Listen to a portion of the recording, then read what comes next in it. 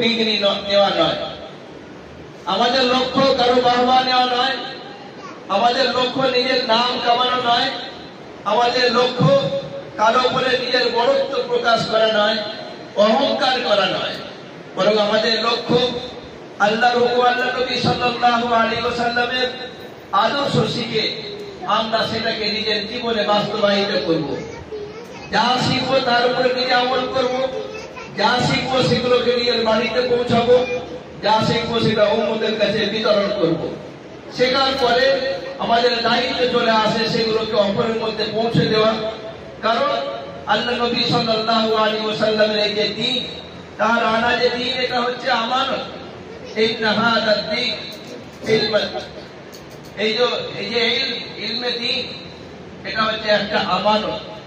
সুতরাং এই আমানতকে আমাদের রক্ষা করতে হবে, একে অপরের কাছে পৌঁছতে হবে।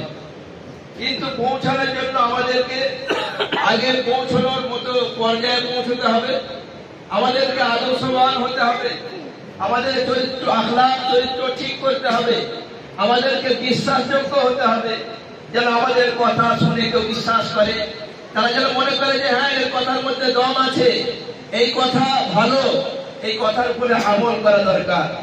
সেই জন্য আমাদের বিশ্বাসযোগ্য হতে হবে। কারণ দুনিয়াতে অনেক মানুষই বক্তব্য করে, অনেক কথা বলে, কিন্তু সেগুলো সাধারণত আমাদের জীবনে আসে না, আমাদের মনে ধরে না। কিন্তু অনেক সময় কেউ একজন এমন কথা বলে যেগুলো আমাদের মনে ধরে যায়, আমরা তার উপরে আমল করতে আরম্ভ করি। সেই জন্য আমাদের উচিত হচ্ছে যে আমরা এমন পর্যায়ে পৌঁছাবো যে আমার উপরে মানুষ বিশ্বাস করবে, আমার কথা শুনবে, তার উপরে আমল করবে, দিনের উপরে চলবে, অপরকে চালানোর চেষ্টা করবে। সেই জন্য সবথেকে প্রথমে আমাদেরকে সেই পর্যায়ে পৌঁছতে হবে। আর তার জন্য আমাদের প্রয়োজন হচ্ছে আল্লাহর খাশিয়াত, আল্লাহর ভয় নিজের অন্তরে আনা। পবিত্র কোরআনে আল্লাহ তাবারক তাআলা বলেন, ইন্নামা ইয়াখশাল্লাহ মিন ইবাদিহিল উলামা, যে আল্লাহ তাবারক তাআলাকে নিঃসন্দেহে সবথেকে বেশি যারা ভয় করে, তারা যাদের মধ্যে আল্লাহর বিষয়ে ইলম আছে। সে ছেলে হতে পারে, মেয়ে হতে পারে। যখন কারোর মধ্যে আল্লাহর মারিফাত আসবে, আল্লাহর বিষয়ে জানবে, আল্লাহর বিষয়ে জ্ঞান অর্জন করবে, তাহলে তার মধ্যে আল্লাহর ভয় তৈরি হবে। কারণ যখন কোনো মানুষ দ্বীনি ইলম শিখবে, আল্লাহর বিষয়ে জানবে, আল্লাহ নবী সাল্লাল্লাহু আলাইহি ওয়াসাল্লামের বিষয়ে জানবে, তখন জানতে পারবে যে আল্লাহ তাআলার কথা মানলে আমাদের কি পুরস্কার আছে। আর আল্লাহর কথা যদি আমরা না মানি, নিজের মন মতো চলি, নিজের নফস যা বলবে সেই রকম চলি, তাহলে আমাদের কি ক্ষতি আছে। তো এগুলো তখনই হবে যখন আমরা আল্লাহর কথা জানবো, আল্লাহর শক্তি জানবো, যে আল্লাহ তাআলা আমাদেরকে শাস্তি দেবে যদি আমরা তার কথা অনুযায়ী না মানি, তার কথা অনুযায়ী না চলি। আর যদি চলি, তাহলে দুনিয়াতেও আমাদের সফলতা রয়েছে, কামিয়াবি রয়েছে, আখিরাতেও আমাদের কামিয়াবি রয়েছে। আখিরাতে আল্লাহ তাআলা আমাদের জন্য জান্নাত তৈরি করেছেন, আমাদের জন্য মেহমানখানা হচ্ছে জান্নাত। আল্লাহ তাআলা এমন জান্নাত তৈরি করেছেন যার কোনো দৃষ্টান্ত, যার কোনো নমুনা এই দুনিয়ার মুখে নাই। সেই জান্নাত চিরস্থায়ী জান্নাত, সেখানে মানুষ চিরস্থায়ী থাকবে। কিন্তু এত উন্নত যে তার জন্য নিজের শরীরকে আগে দুনিয়াতে তৈরি করতে হবে। যদি আমরা নিজের শরীরকে, নিজের মনকে, নিজের দিলকে, নিজের দিমাগকে, নিজের হাত পা অঙ্গ প্রত্যঙ্গকে এই দুনিয়ার মুখে থেকে যদি তৈরি করতে পারি, করে দিতে পারি, তাহলে এই শরীর আমাদের জান্নাতের উপযুক্ত হবে। আর যদি এই শরীরকে আমরা নষ্ট করে দিই দুনিয়াতে গুনাহর মাধ্যমে, হাতের গুনাহ, চোখের গুনাহ, মনের গুনাহ, পায়ের গুনাহ, বিভিন্ন রকম চিন্তা ভাবনার গুনাহ, যদি আমরা এই গুনাহর মাধ্যমে নিয়ে শরীরকে দুর্বল করে দিই, এটা মনে রাখতে হবে যে তাহলে কিন্তু এই শরীর জান্নাতের উপযুক্ত হবে না। গুনাহর কারণে যে আল্লাহ তাআলা জাহান্নামে দেওয়ার ব্যবস্থা রেখেছেন, সেটা এই জন্য যে যাতে মানুষের এই শরীর নাপাক থেকে, অপবিত্র থেকে, নোংরামি থেকে একবারে পরিষ্কার পরিচ্ছন্ন হয়ে যায়।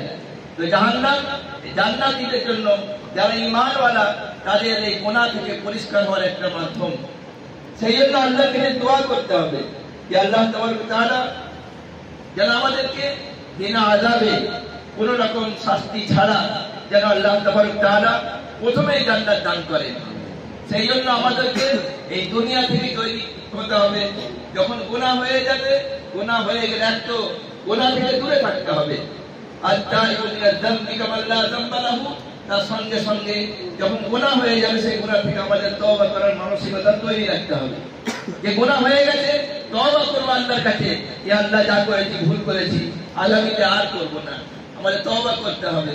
আজ যদি গুনাহ করি, করার পরে তওবা না করি, তারপরে আবার গুনাহ হতে থাকে, তওবা না করি, এইভাবে আমাদের অন্তর কালো হয়ে যাবে। অন্তর যখন কালো হয়ে যাবে, তওবা করতে আর ভালো লাগবে না, নেকিতে মন লাগবে না, পড়তে ভালো লাগবে না, ইবাদতে মন চাইবে না, উস্তাদের কথা মানতে ভালো লাগবে না, আপনাদের কথা ভালো লাগবে না, ভালো কথা তখন আর ভালো লাগবে না, যখন মানুষের অন্তর কালো হয়ে যাবে। সেই জন্য আমাদেরকে নিজের অন্তরকে পরিষ্কার পরিচ্ছন্ন করার জন্য আমাদেরকে নিজের কৃতকর্ম, নিজের যত গুনাহ আছে সেটা কেউ জানুক আর না জানুক, আমি জানি, তো আমার উচিত হচ্ছে সেই গুনাহ থেকে তওবা করা। তওবা করতে করতে মানুষ ফেরেশতাদের থেকে আরো উন্নত হয়ে যায়। সেই জন্য আমাদেরকে গুনাহ থেকে তওবা করতে হবে। তো আল্লাহ নবী সাল্লাল্লাহু আলাইহি ওয়াসাল্লামকে আল্লাহ তাআলা সবথেকে উন্নত মানের আখলাক দিয়ে, উন্নত চরিত্র দিয়ে পাঠিয়েছেন। উন্নত চরিত্র কিভাবে গঠন করতে হয় আল্লাহ নবী সাল্লাল্লাহু আলাইহি ওয়াসাল্লাম মানুষকে শিখিয়েছেন, পুরুষদের শিখিয়েছেন, মেয়েদেরকে শিখিয়েছেন।